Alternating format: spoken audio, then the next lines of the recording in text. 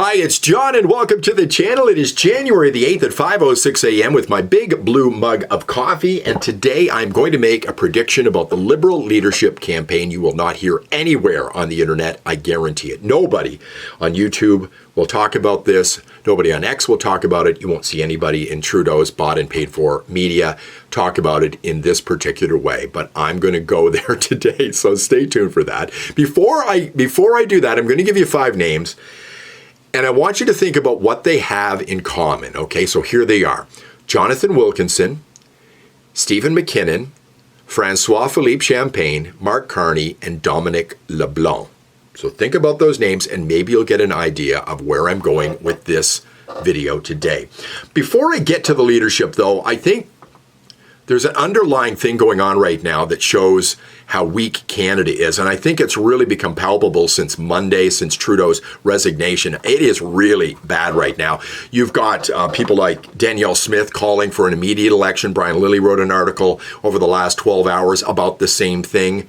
You've got the Toronto Star trying to gaslight you and suggest that everything's been great under Justin Trudeau, saying you're richer because of Justin Trudeau and the Liberal Party. You've got other Liberals saying that as well. You're going to hear a lot of that in the media, a lot from Liberals on how great things are going. But we are very, very weak right now, and we really could do with an election right away. We do have that 25% tariff thing kind of hanging over our head.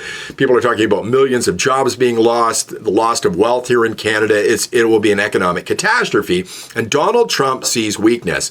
He saw weakness in Trudeau before, but now Trudeau is a lame duck prime minister. He's an interim prime minister. He's always been kind of weak-kneed anyway. He sees, it's like chum in the water for a shark. Trump sees blood in the water, folks, and he's going for it, and he's pushing buttons right now. I mean, he's trolling us in a big way. You know, Trudeau came out the other day saying Canada won't be a 51st state. Poilievre said the same thing.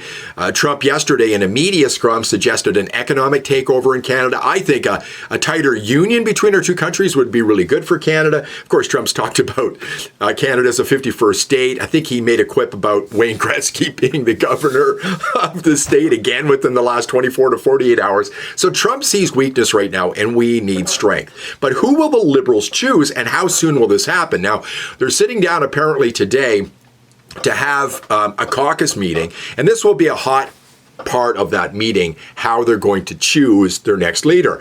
And from what I've read, some of them want a quick choice, others want a long period to choose this person, and a lot of say it should be somebody who is already on the Liberal team. So we'll have to see how that plays out. We've heard that it's possible children may be able to vote in the leadership campaigns, and foreigners may be able to as well. I'd like to be assured that anybody who is in this campaign running as the leader isn't a Chinese mole. We understand that there are a number of people influenced by the Chinese government in our government right now, in Parliament. And I want to make sure none of these people have been influenced by the communist Chinese to start. But what I want to talk about today, and who I think might be the Liberal leader, is based on only one thing. Now, I'm going to give you those names again. What do they all have in common? Jonathan Wilkinson, Stephen McKinnon, Francois-Philippe Champagne, Mark Carney, and Dominic LeBlanc.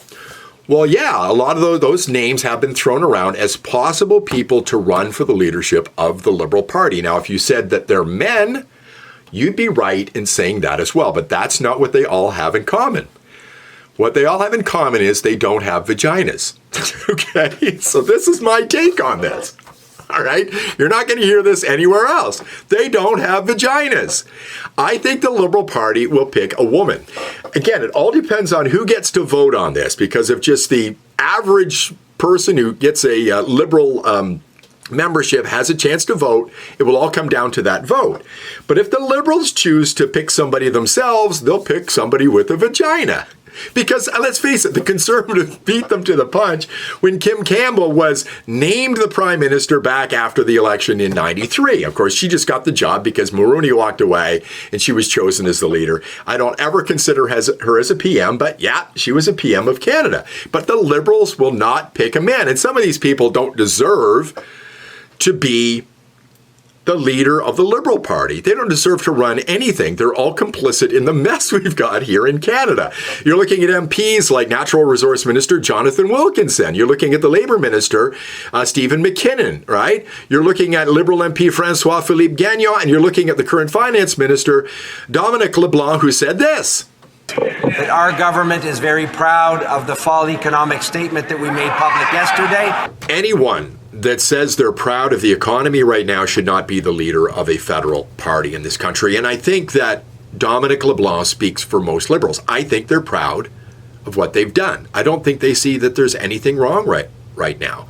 They're all complicit in the absolute mess we've got. But who are some of the women, that are being thrown around as possible leadership contenders? And I think Christy Freeland, right off the top, I think you probably thought of her. She's going to play this to the hilt. Jilted by Trudeau, stood up to Trudeau, walked away from the job as Deputy Prime Minister and as the Finance Minister on the day of an economic update. Oh, hero of femininity. You're already hearing that. Strong, strong woman.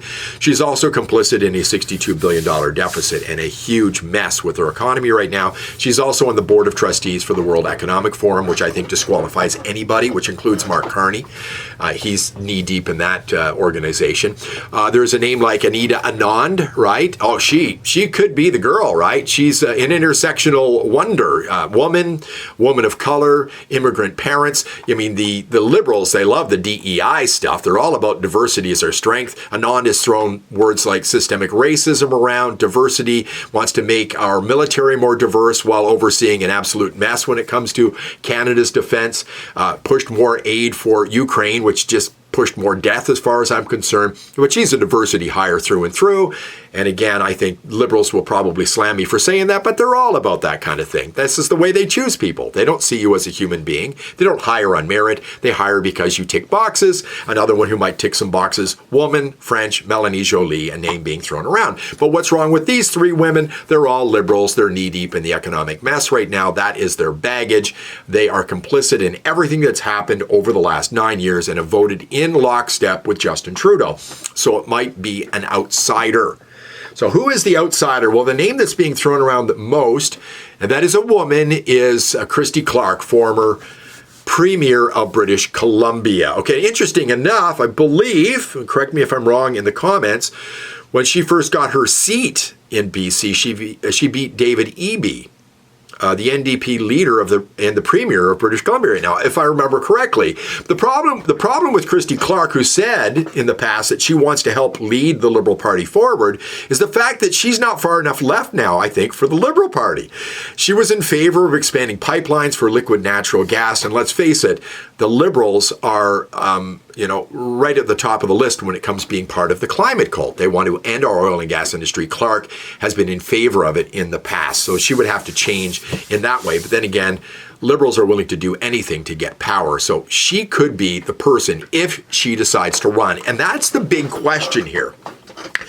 Is the next leader of the Liberal Party not just a sacrificial lamb? Because we've heard that anybody that runs will lose in an election in October. And that would include Mark Carney, who is sort of the head person right now, the one who is running ahead of everybody else if he decides to run. Will Mark Carney be dumb enough to run for the leadership of the Liberal Party? You have to ask if any of these people will. Now, there are a number of them that want to be the Prime Minister that are going to be shown the door anyway, so a lot of Liberals will put their name forward. But Mark Carney and Christy Clark right now, are they stupid enough to run and lead this sinking ship right to the bottom of the ocean? They're Liberals. You can say that makes them stupid enough, but will they run? It's going to be interesting to see what happens. We'll find out today, I think, or get more information today as the Liberals meet to discuss the future of the Liberal Party. But we all can agree we need a strong leadership, and we need it now. And unfortunately, we're in a very weak situation, and the guy to the south sees our weakness and is ready to exploit it. What do you think of the video? Let me know. Give me a thumbs up. Subscribe to the channel if you want. I don't say that very often. I've picked up almost 2,500 people over the last couple of weeks. Subscribe to the channel would be great. Thanks for watching. See you in the next one.